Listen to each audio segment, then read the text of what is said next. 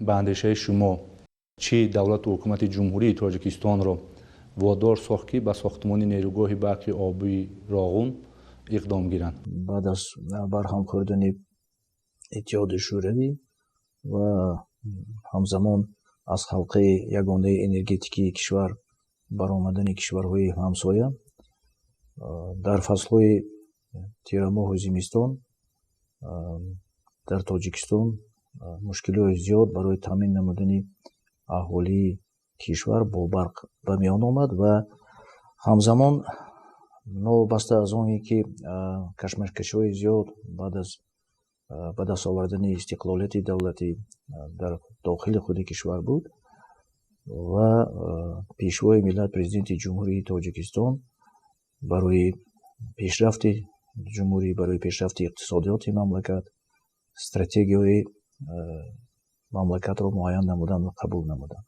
ки ин се стратегия буд. Яке аз ин стратегияҳо ин баромадан аз бумбасти коммуникатсионӣ ва ҳамзамон яке аз стратегияҳои асосӣ ин расидан ба истиқлолияти энергетикӣ буд. ва дар доираи ин бо ташаббусҳои ва кӯшишҳои заҳматҳои шабонарӯзии пешвои миллат марҳила ба марҳила Тоҷикистон барои расидан ба истиқлолияти энергетикӣ кӯшиш намуда истодааст. дар ин ҷода имрӯзҳо зиёда аз 27 лоиҳаҳои соҳаи энергетикӣ амалӣ гашта истодаанд ки зиёда аз 8 миллиард сомониро дар бар мегирад ва новобаста аз он ки мо нерӯгоҳи барқии обии Санктюда 1-ро бо иқтидори 670 мегаватт ба истифода супоридем. нерӯгоҳи барқии обии Санктюда 2-ро бо иқтидори 220 мегаватт ба истифода додем ва бисёр нерӯгоҳи хурду миёнаро ба истифода супордем. новобаста аз ин чӣ хеле ки ҷаноби олӣ таъкид намуда буданд, бе сохтмони нерӯгоҳи барқии обии Роғун расидан ба истиқлолияти энергетикӣ мушкил аст ва бинобар ин ҳукумати ҷумҳурӣ таҳти роҳбарии пешвои миллат президенти ҷумҳурии Тоҷикистон тасмим гирифтанд ки нерӯгоҳи барқии обии Роғунро сохта ба истифода диҳанд.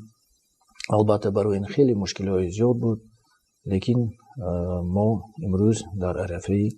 ба истифода супурдани чархи аввали нерӯгоҳи барқии обии Роғун истодаем ва ин албатта кӯшишҳои зиёди пешвои миллат аст ва аз ҳама муҳим он аст ки вақте ки мо нерӯгоҳи барқии обии Роғунро пурра ба истифода месупорем, пеш аз ҳама таъминияти сатҳи зиндагии мардумро беҳтар мекунем ва иқтисодиёти мамлакат пеш меравад ки беҳуда ҷаноби олӣ нагуфтанд ки Роғун ин ҳаёту мамоти Тоҷикистон аст. умуман мушаххасан гуфта метавонем ки нақши пешвои миллат президенти ҷумҳурии Тоҷикистон муҳтарам Эмомалӣ Раҳмон дар сохтмони нерӯгоҳи барқи обии Роғун чӣ гуна аст? ман ҳамчун сарвазир не ҳамчун як шаҳрванди Тоҷикистон гуфта метавонам ки агар кӯшишҳои пешвои миллат, бузургии пешвои миллат, ҷасурии пешвои миллат агар намебуд, мо имрӯз умуман дар бораи Роғун, на танҳо сохтмони Роғун, умуман дар бораи Роғун ҳарф зада наметавонистем. барои он ки мо ҳоло намедонистем вақте ки Роғунро оғоз намудем маблағро чӣ хел дарёфт мекунем, чӣ хел фаъолият мекунем, барое ки медонем ки бюҷети ҷумҳурӣ дар кадом ҳолат буд ва ин ҷидду ҷаҳди пеш аз ҳама роҳбари давлат ва далерию шуҷоатии роҳбари давлат буд. шумо хуб медонед ки барои оғоз намудани нерӯгоҳи барқии обии Роғун, умуман нерӯгоҳи барқии обии Роғун солҳои 78 таҳия шуда буд ва пас аз он баъд аз тарафи институти лоиҳакашӣ Ташкилдиропроект он лоиҳакашӣ шуда буд ва баъд аз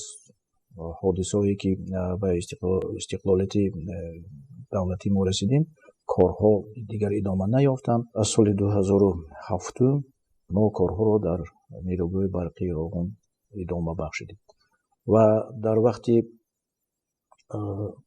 оғоз намудани корҳо ҷаноби олӣ ва ҳукумати мамлакат ба бонки умумии ҷаҳонӣ муроҷиат намуд оид барои баргузор намудани баҳодиҳии техникии иқтисодӣ ва инчунин барои баҳодиҳии таъсири экологӣ ва иҷтимоӣ ки аз тарафи бонки ҷаҳонӣ ин дастгирӣ ёфт ва як дар сатҳи байналмилалӣ барои чунин баҳодиҳӣ ва барои бардоштани нофаҳмиҳо консорсиум яъне озмун эълон намуданд ва дар ин озмун консорсиуми фаронса ғолиб омад ва мушовирон муайян намуданд ва мушовирон барои баҳодиҳии ин ду қисмат оғоз намуданд ва ин корҳо муддати 4 сол идома ёфт ва дар муддати 4 сол мо дар оғун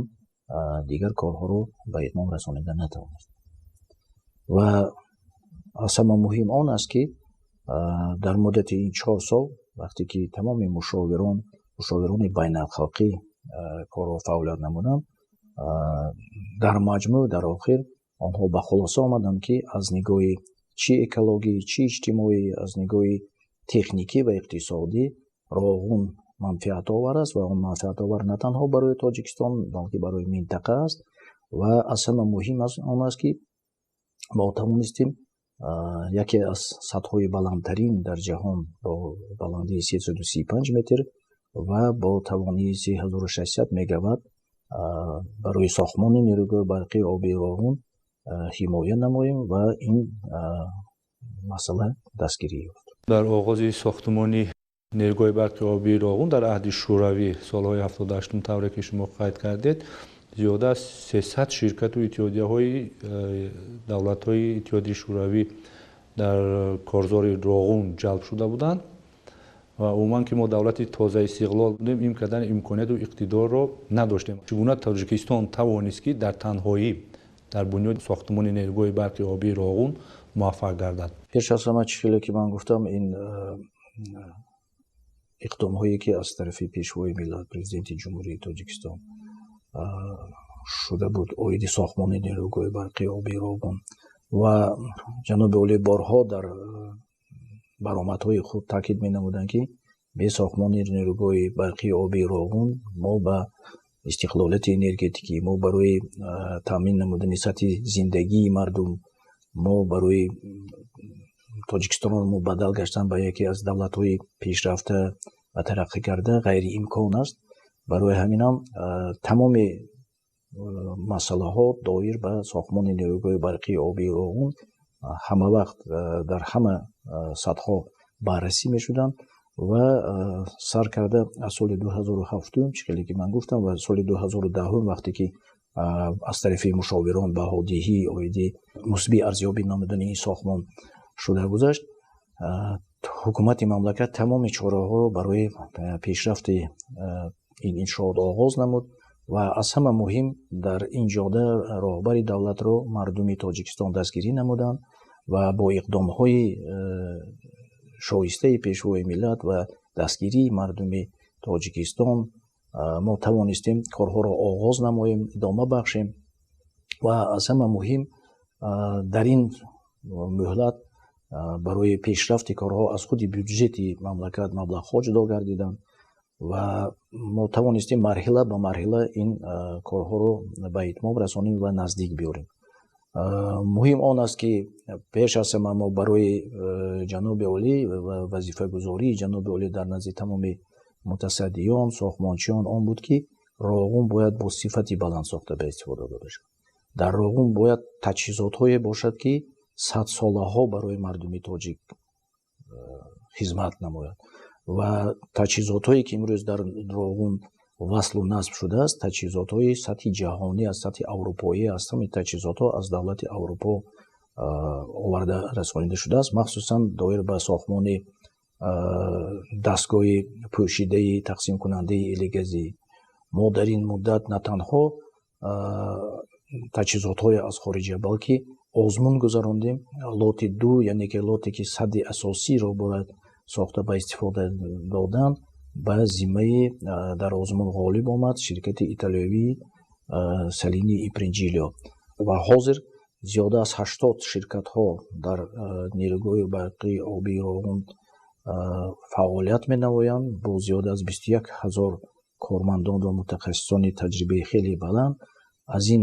қариб 17 ширкатҳо аз хориҷи кишвар ҳастанд ва махсусан аз Аврупо ҳастанд, қариб аз тамоми давлатҳо ҳастанд ва хурсандиовар он аст ки мутахассисони тоҷик кор карда истоданд ва таҷрибаи хеле бой доранд, зеро онҳо дар ҳатто сохтмонҳои нерӯгоҳи барқии обии Норак, Сангтӯда-1, Бойғозӣ, Сангтӯда-2 ширкат варзанд, иштирок карданд ва таҷрибаи хеле кофӣ доранд. муҳтарам қои расулзода, оё метавон гуфт ки нерӯгоҳи барқии обии Роғун дар баробари ҳалли мушкилоти дохилии Тоҷикистон метавонад ҳамчунин дар ҳалли мушкилоти минтақавии марбут ба об, энергетика ва экология нақш гузорад? албатта мо пеш аз ҳама дар вақти таҳия намудани лоиҳа ва асари нав дида баромадани лоиҳа тамоми масъалаҳоро омӯхта баромадем ва пеш аз ҳама Роғун ин на танҳо барои худи Тоҷикистон чӣ ки ман гуфтам, балки барои минтақа хизмат менамояд ва худи ҷаноби оли ҳам таъкид намуда буданд ки Роғун бояд садсолаҳо барои на танҳо мардуми Тоҷикистон, барои мардуми минтақа хизмат намояд ва фақат фоида биёрад, на балки зарар. ва имрӯз ки дар тамоми ҷаҳон масъалаи энергияи сабз ё иқтисоди сабз ба миён гузошта шудааст, то ҳатто дар созмони милали муттаҳид ин масъалаҳо якчанд маротиба баррасӣ намуданд, муҳокима карданд ва аз нигоҳи иқтисоди сабз, энергияи сабз ин сохтмони нерӯгоҳи барқии обии Роғун аст ки аз нигоҳи экологӣ аз ҳама тозатарин ба ҳисоб меравад ва аз нигоҳи манфиатовар барои тамоми минтақа хизмат менамояд. идомаи корҳои сохтмонӣ дар ин нерӯгоҳи бузурги аср чӣ гуна хоҳад буд ва марҳилаи анҷоми пурраи он кай ба нақша гирифта шудааст? чӣ ки ман гуфтам, мо дар арафаи ба истифода супурдани чархи аввали нерӯгоҳи барқии обии Роғун истодем ки ин дар маъди аввал то 100 мегаватт барқ дар фасли зимистон таъмин намояд, дар фасли тобистон аз ин зиёдтар. ва як чизи дигарро ман қайд кардани ҳастам ки вақте ки ҷадвали корҳои нерӯгоҳи барқии обии Роғунро аз тарафи мутахассисон, мушовирон, барои ки мо барои пешрафти корҳои нерӯгоҳи барқии обии Роғун мушовирони байналмилалиро интихоб кардем, озмун гузаронидем, интихоб кардем, яъне ки мушовирон якҷоя бо мутахассисон ва роҳбарияти Роғун ҳамкорӣ доранд ва то охири ба истифода супоридани нерӯгоҳи барқии обии Роғун онҳо корҳоро идома медиҳанд. ва ин мушовирон як консорсиум аст аз Фаронса, аз Итолия, яъне аз давлатҳои Аврупо ҳастанд ва онҳо баҳои ҳақиқӣ медиҳанд. вақте ки мо якҷоя бо Бонки ҷаҳонӣ, мушовирони Бонки ҷаҳонӣ, бо мушовироне ки интихоб намудем ва худи мутахассисони нерӯгоҳи барқии обии Роғун барои ба истифода супоридани чархи аввали нерӯгоҳи барқии обии Роғун мо ҷадвали корӣ тартиб додем ва ин ҷадвали корӣ бояд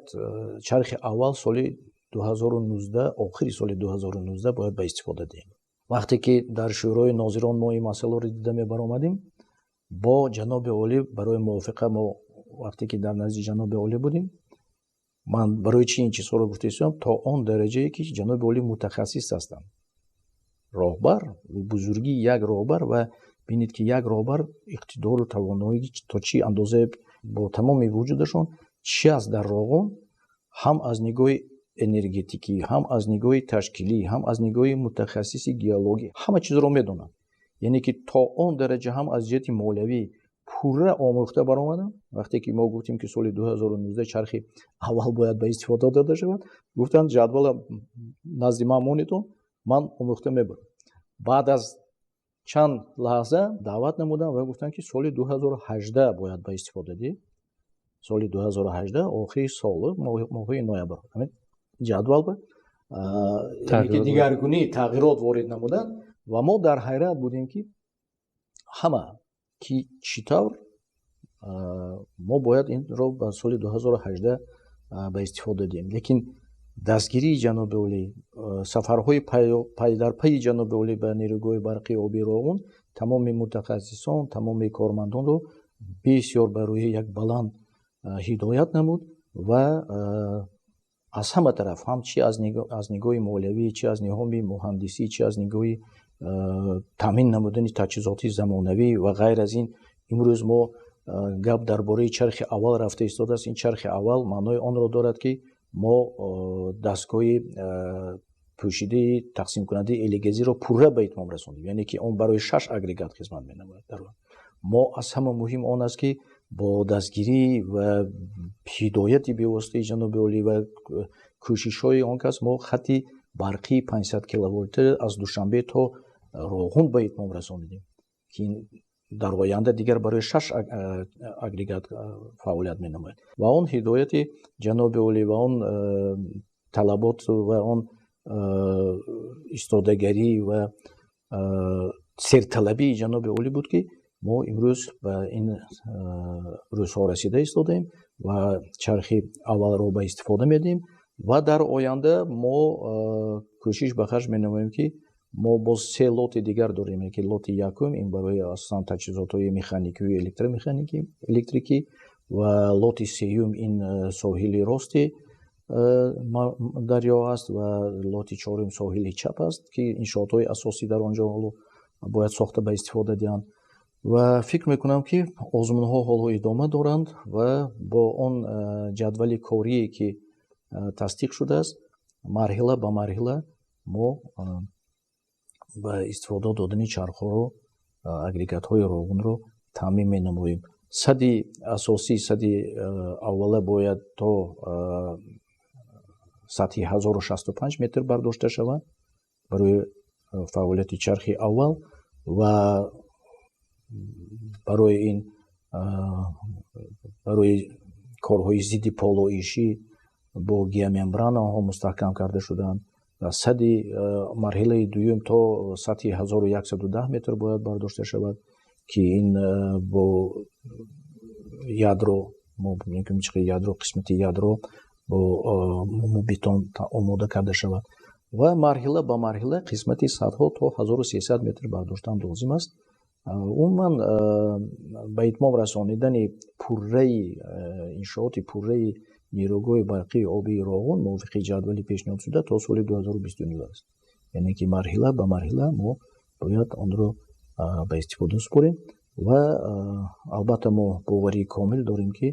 ҳукумати мамлакат таҳти роҳбарии пешвои муаззами миллат ба он супоришҳои роҳбари давлат, ки дар назди сохтмончиён гузошта шудааст, дар назди шӯрои нозирони нерӯгоҳи барқии оби Роғун гузошта шудааст, дар назди ситоти ҷумҳуриявӣ нерӯгоҳ гузошта шудааст, албатта амалӣ мекарданд. пешвои муаззами миллат муҳтарам Эмомали Раҳмон дар як суҳбат бо доираи васеъи намояндагони васоити ахбори омма таъкид намуда буданд, ки Роғун дар баробари нақши бузургаш дар таъмини энергетикии мамлакат ҳамчунин метавонад умри норакро садсолаҳо зиёд намояд. яъне чӣ гуна? Барои умри норакро зиёд намудан, чӣ ки шумо медонед, вақте ки обҳои мо сел ҳам мебиёд, боришот ҳам мешавад, яъне ки оби тоза вақте ки об мебиёд ҳатман тақшим мешавад, яъне ки он гилу хоку обанборро зер мекунад, ки сатҳша баланд. Барои ҳамин вақте ки Роғун мешавад, мувофиқи ҳисобу китоби мутахассисот, то умри норака то 150-200 сол мо зиёд мекунад. Яъне ки умуман нерӯгоҳи барқии обии Роғун бениҳоят хизмати беназир дорад барои умуман минтақа ва халқи Тоҷикистон ва аз ҳама муҳимаш, чӣ хеле ки ман гуфтам, мо пеш аз ҳама иқтисодиёти мамлакат хеле ва хеле баланд мегардад, корхонаҳои саноатӣ хеле зиёд мегардад, сатҳи зиндагии мардум бениҳоят баланд мегардад ва ҷойҳои корӣ таъсис дода мешавад. барои ки чӣ сармоягузор имрӯз ба Тоҷикистон агар хоҳиши омада фаъолият кардан дошта бошад, пеш аз ҳама таъмини энергияро талаб мекунад барои ҳаминам барои мо роғун чӣ хеле ки бори дигар такрор шавадам ҷаноби олӣ гуфтанд ҳаёту мамоти тоҷикистон аст, ояндаи дурахшони тоҷикистон аст ва ман боварӣ комил дорам ки он рӯзҳои дур нест ки нури хиради пешвои миллат ба нуре ки мардуми тоҷик даҳсолаҳо интизор буданд мубаддал гашта ба ҳар як хонадони тоҷик гармӣ, равшанӣ, эҳтиром ва эҳсоси беохири пешвои миллат дастрас мекард. метавонем гуфта ки нахустин киловаттҳои нерӯи барқи дар роғун истеҳсолшуда ба куҷо интиқол меёбад ва ки аз муштариёни аввалини ҳамин нерӯгоҳи барқи обии роғун хоҳанд шуд? чӣ хеле ки ман қайд намудам, мо барои чархи аввалро ба истифода додам пеш аз ҳама бояд хати баландшиддати 500 киловаттро сохта ба истифода диҳем ва мо ин корро ба итмом расондем, яъне ки хати баландшиддати интиқоли барқ аз душанбе то роғун омодаи кор аст ва аз тарафи ҷаноби олӣ ба истифода дода мешавад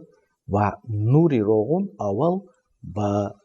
шаҳри душанбе, яъне ки аз шаҳри душанбе ба тамоми ҷумҳурии мо дар шаҳри душанбе вобаста ба тамоми халқаи ягона дар дохили тоҷикистон пайваст аст, яъне ки ба ҳар як хонадони мардуми тоҷик рӯзи ба истифода додани чархи аввал ба ҳар як хонадони мардуми тоҷик равшанӣ дастрас мегардад. саломат бошед муҳтарам қои расулзода. мо боварӣ дорем ки дар идомаи корҳои сохтмонии нерӯгоҳи барқи обии роғун мардуми тоҷикистон бо роҳбарии пешвои муаззами миллат ҳамон муҳтарам эмомалӣ раҳмон муваффақ мекарданд ва рӯзи пурра ба кор андохтани нерӯгоҳи барқи обии роғун барои мардум боз ҳам наздиктар мегардад. ба шумо барори кор ва муваффақиятҳои беназир тамонро дорем. ташаккури зиёд ба шумо низ барори кор хоҳам. саломат бошед.